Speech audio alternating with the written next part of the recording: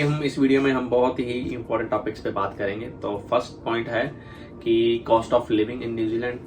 इधर आप ऑकलैंड में रह रहे हो, बड़ी सिटी में, वेलिंगटन में, क्राइस्ट चर्च में या छोटी सिटी में किसी में रह रहे हो, तो कॉस्ट ऑफ लिविंग कितना होगा। एंड सेकंड पॉइंट बात करेंगे अर्निंग इन न्यूजीलैंड। आप कितना कमा सकते हो, चाहे आप पार्ट टाइम जॉब कर रहे हो चाहे फुल टाइम जॉब कर रहे हो। साथ साथ मैं आपके साथ कई क्वेश्चंस के आंसर भी दूंगा जो मेरे को मेरी वीडियोस पे आते हैं। तो without any further delay let's start the video. और ये वीडियो मैं आपको बता दूं कि बहुत ही छोटी और प्रिसाइज होने वाली है और lot of information. So video को लास्ट तक जरूर देखो। तो चलिए स्टार्ट करते हैं वीडियो को।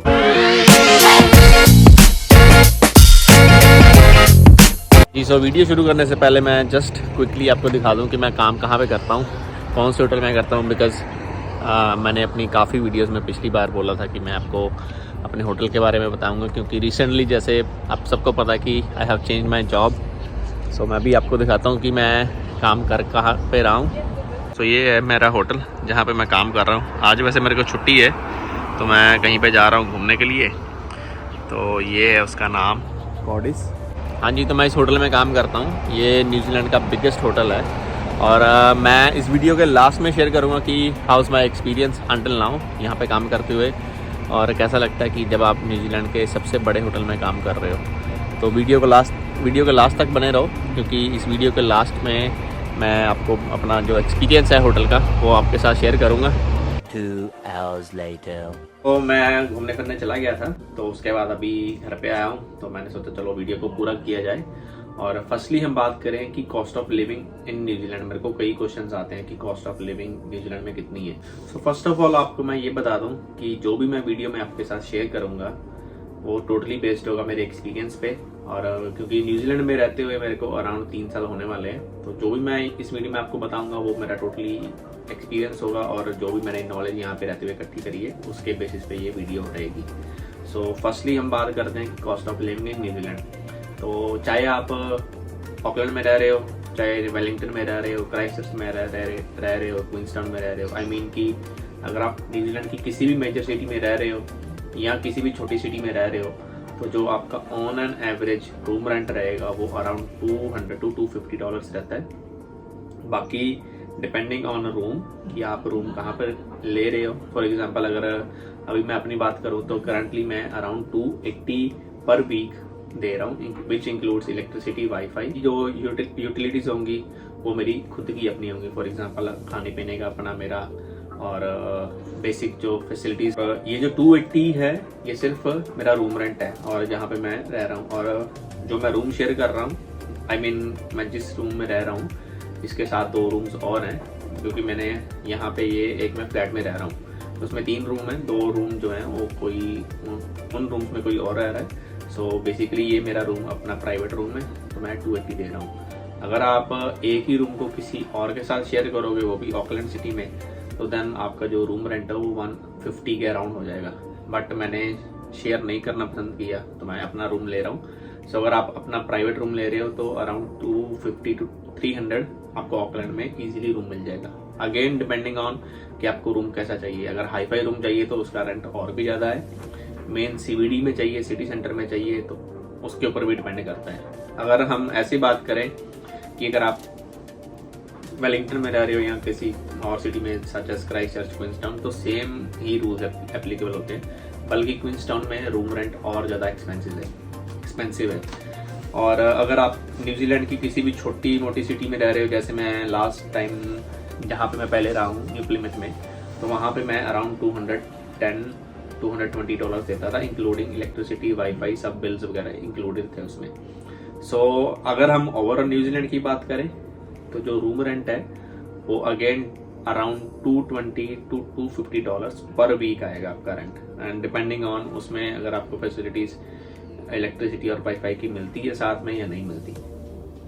ठीक है, अगर आप शेयरिंग में रह रहे हो तो थोड़ा सा आपका रूम रेंट कम हो जाएगा। अगर आप कपल हो तो भी उसके ऊपर भी डिपेंड करता है कि आपको रूम कैसा चाहिए। एन स्वीट चाहिए जिसमें वॉशरूम, बाथरूम वगैरह सब इंक्लूडेड होता है, आपका प्राइवेट स्पेस रहती है, सिर्फ आप किचन शेयर कर रहे हो, देन उसका रेंट थोड़ा सा ज़्यादा पड़ जाता है। बट अगेन क्योंकि आप 2 लोग रह रहे हो तो आपको वो रेंट जो है वो आपका कम ही ऑन एन एवरेज वो आपका कम रेंट आएगा। रूम रेंट के बाद अगर हम लिविंग एक्सपेंसेस की बात करें तो जो बेसिक लिविंग एक्सपेंसेस है, फॉर एग्जांपल अगर आपने ग्रॉसरी करनी है वीकली तो अराउंड $60 to $70 वीकली आपकी ग्रॉसरी का खर्चा है। वो भी अगर आप घर पे अपना खाना पीना बनाते हो तब। अगर आप बाहर से करते हो ऊबर ईट्स, बाहर से खाना पीना है तो आई बिलीव कि आप फिर आप सुपने छोड़ ही दो कि अगर आपकी सेविंग्स कुछ हो भी जाएगी, क्योंकि बाहर से अगर खाना ऑर्डर करोगे तो सबको मालूम है कि बाहर का खाना इट्स हाईली एक्सपेंसिव।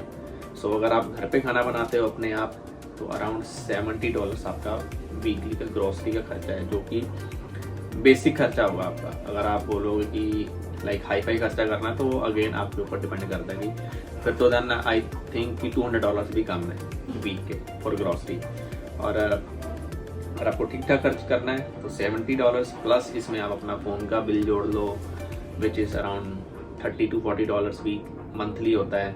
प्लस अगर आपके पास अगर गाड़ी आप खरीदते हो तो आपका गाड़ी का खर्चा, तेल का खर्चा, प्लस इंश्योरेंस आती है गाड़ी की और मेंटेनेंस का खर्चा है, वो मतलब अलग ही खर्चे हैं। अगर आप हम गाड़ी की बात नहीं भी करें यहाँ पे फॉर पार्ट टाइम स्टूडेंट जो पार्ट टाइम काम करता है, प्लस उसके बाद अगर अपने खर्चे निकाल लोगे जो मैंने आपको बताया है कि ग्रॉसरी का खर्चा अराउंड $70, आपका रूम रेंट हो गया, प्लस आपके जो छोटे मोटे खर्चे होंगे तो उन सबको मिला के जो आपका ऑन एन एवरेज वीकली आपका खर्चा आएगा $250 प्लस $70 प्लस $50 आप और मान लो, जो कि आपका आता है अराउंड $350 to $400 आपका वीकली जो है एक्सपेंस आएगा। वो भी बेसिक खर्चे करने के बाद। ये नहीं कि आप ऐशपरस्ती करो, वो सब कुछ छोड़ना पड़ेगा अगर आपको यहाँ पे आपने यहाँ पे आके सेविंग करनी है। अगर आपने ऐशपरस्ती करनी है then totally depends on you. हाँ जी, सो जो सेकंड पॉइंट है कि आप न्यूजीलैंड में अर्निंग कितनी कर सकते हो, अर्निंग इन न्यूजीलैंड, तो वो डिपेंड करेगी आप काम कितना करते हो। तो फर्स्टली हम बात अगर करें आज के टाइम पे, अगर जो करंट मिनिमम वेज है 2360 है, तो अगर आप स्टूडेंट हो तो आप मैक्सिमम 20 आवर्स काम कर सकते हो।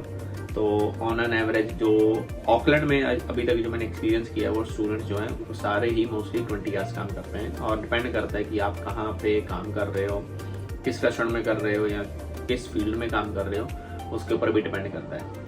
तो अगर हम ऑन एन एवरेज मतलब अगर आप 20 आवर्स भी काम कर होता टोटल, बट अगेन यहाँ पे आपको ध्यान रखना ये पड़ेगा, जैसे कि मैंने अपनी लास्ट वीडियो में एक्सप्लेन किया था, आपका टैक्स भी जाता है जो अराउंड 15 to 20% आपका टैक्स कट के फिर ही आपको सैलरी मिलेगी। और ये सिर्फ आपकी अर्निंग है।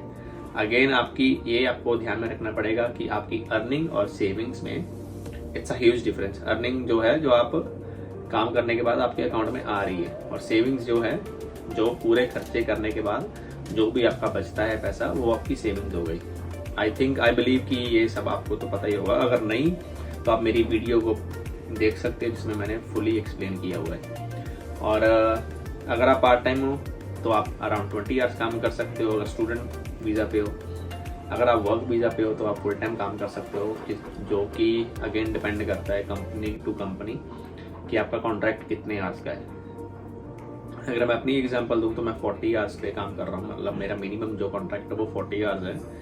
कई कंपनीज जो हैं 30 आवर्स देती हैं, कई कंपनी 35 आवर्स देती हैं मिनिमम, जो आपके गारंटीड होते हैं वीकली। ये आपको 35 आवर्स काम मिलेगा ही मिलेगा, या 40 आवर्स काम मिलेगा ही मिलेगा। अगर मैं अपनी बात करूं तो मेरा 40 आवर्स जो है वो मेरे को वीकली मिलने ही मिलने हैं, और इसके साथ साथ 2 छुट्टियाँ मिलेंगी, विच मीन्स कि अगर वीकली आप सिर्फ 5 दिन ही काम करोगे और 40 आवर्स मिनिमम करोगे। अगेन डिपेंड करता है कि आप जहाँ पे काम कर रहे हो वो कंपनी कितना बिजी है और उसको बंदे की ज़रूरत है कि नहीं है, ये सब चीज़ें डिपेंड करती हैं। सो अगर आप 40 आवर्स को लेकर चलें मिनिमम वेज पे 23.60, तो आपकी वेज इतनी बनती है 23.60 इंटू 40 माइनस टैक्स कट करने के बाद ये आपकी इनकम बनेगी। अगर आप हम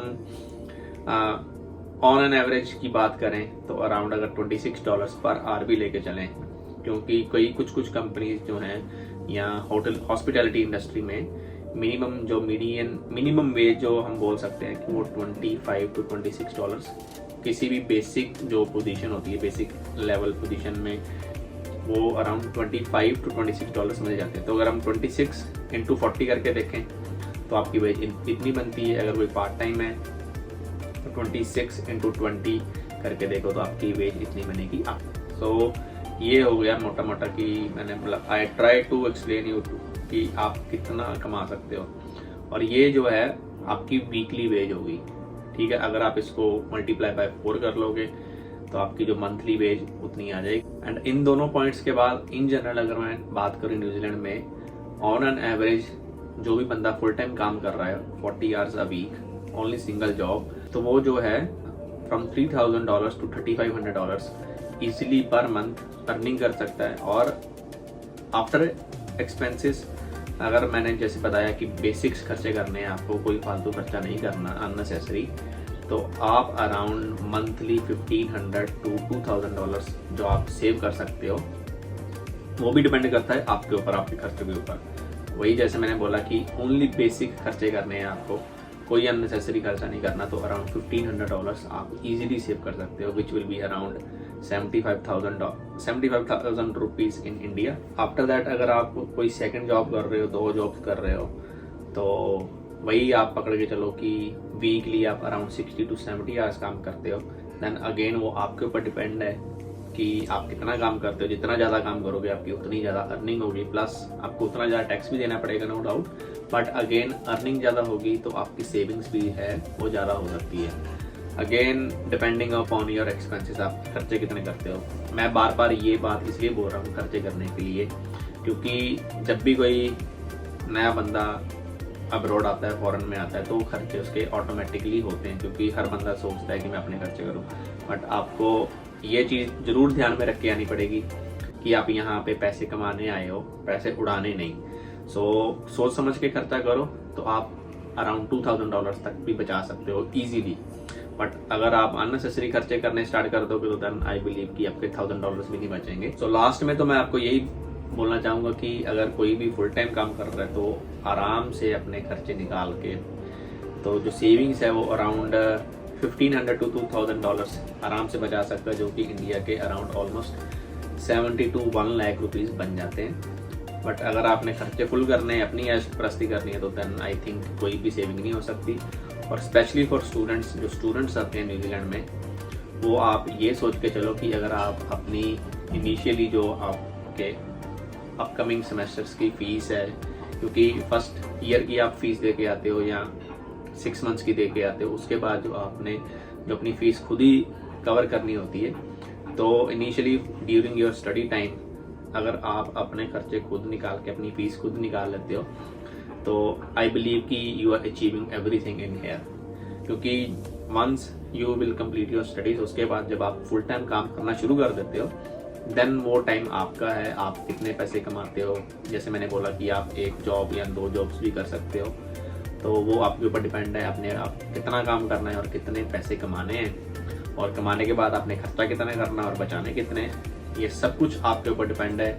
अगर आपको कोई बोलता है कि मैं 1 लाख कमाता हूँ, 2 लाख कमाता हूँ, या मैं कोई कमाता ही नहीं हूँ यहाँ पे पैसा, मेरा कोई बचत नहीं है, तो वो सब वो अपना एक्सपीरियंस शेयर करते हैं।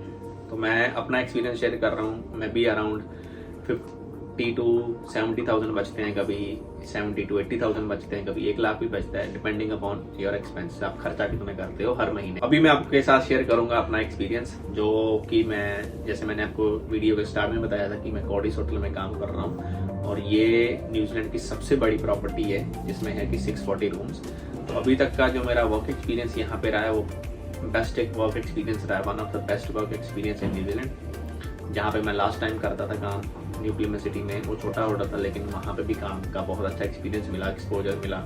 लेकिन यहाँ पे जो है काम का लेवल वो एक डिफरेंट ही है, क्योंकि being New Zealand's biggest property, hotel 24/7 busy रहता है, 7 दिन बिजी रहता है, और पूरा महीना बिजी रहता है। मतलब आप एक बार शिफ्ट पे स्टार्ट करते हो अपना काम, आपका टाइम कैसे निकलता है आपको पता भी नहीं चलता, क्योंकि होटल बिजी इतना रहता है। और अभी तक मैंने काफ़ी कुछ सीखा है यहाँ पे, और जो मेरा स्टाफ है, हाईली सपोर्टिव स्टाफ मिला मेरे को, हाईली सपोर्टिव मैनेजर मिला मेरे को। सो आई फील वेरी लक्की, और मेरे को बहुत मज़ा आ रहा है यहाँ पे काम करते हुए, एंड एक्सपीरियंस इज़ ऑसम। और नेक्स्ट वीडियो में मैं आपके साथ डिटेल में शेयर करूँगा कि मेरा जो यहाँ का काम का एक्सपीरियंस कैसा रहा, और मेरा ऑकलैंड सिटी का एक्सपीरियंस आज तक का कैसे है, क्योंकि मेरे को ऑकलैंड सिटी में आए हुए ऑलमोस्ट 4 महीने होने वाले हैं। तो नेक्स्ट वीडियो में मैं आपके साथ वो एक्सपीरियंस शेयर करूँगा, तो जुड़े रहो। अगर आपके पास कोई भी क्वेश्चन है, कुछ भी किसी भी टॉपिक के रिगार्डेड आपकी इंक्वायरी है, तो please let me know in the comment section. I will try to make video as soon as possible. और आप मेरे को ये भी बताओ कि आपको नेक्स्ट वीडियो किस टॉपिक पे चाहिए, ताकि मैं वीडियो जल्दी से जल्दी बना सकूं और अपलोड कर सकूं। और आपको जो भी नेसेसरी इंफॉर्मेशन चाहिए और जो भी आप जानना चाहते हो न्यूजीलैंड के बारे में, वो मैं अपने एक्सपीरियंस के बेस पे आपको बता सकूं। And thank you for liking my video. मैंने एक लास्ट वीडियो डाली थी, उस पर बहुत अच्छे कमेंट्स आते हैं मेरे को, बहुत ही ज़्यादा उसके व्यूज़ हो चुके हैं, लोगों ने बहुत पसंद करी वीडियो, तो which motivates me to make another video. तो मैं इसी तरह आई होप कि मैं इसी तरह वीडियोस बनाते रहूँ, अच्छी वीडियोस बनाते रहूँ और आपके साथ अच्छी इन्फॉर्मेशन शेयर करूँ, और जो सही इन्फॉर्मेशन है वो शेयर करूँ। मैं हमेशा वही ट्राई करता हूँ। I don't want to misguide anyone. So channel के साथ जुड़े रहो। लास्ट में तो मैं यही बोलना चाहूँगा कि चैनल के साथ जुड़े रहो और शेयर करो चैनल को दबा के। और मेरे ऑलरेडी 1000 के ऊपर सब्सक्राइबर हो चुके हैं, तो चैनल को ज़्यादा से ज़्यादा सपोर्ट करो, शेयर करो। एंड इस वीडियो को यहीं पे ख़त्म करते हैं। आई होप कि आपको ये वीडियो अच्छी लगी होगी। And then see you in the next video. तब तक ਲਈ ਹੱਸਦੇ ਵਾਸਤੇ ਰਹੋ, ਖੁਸ਼ ਰਹੋ, ਮਿਹਨਤ ਕਰੋ ਤੇ ਸਤਿ ਸ਼੍ਰੀ ਅਕਾਲ ਜੀ ਸਾਰਿਆਂ ਨੂੰ। ਮਿਲਦੇ ਹਾਂ ਤੁਹਾਨੂੰ ਨੈਕਸਟ ਵੀਡੀਓ 'ਚ।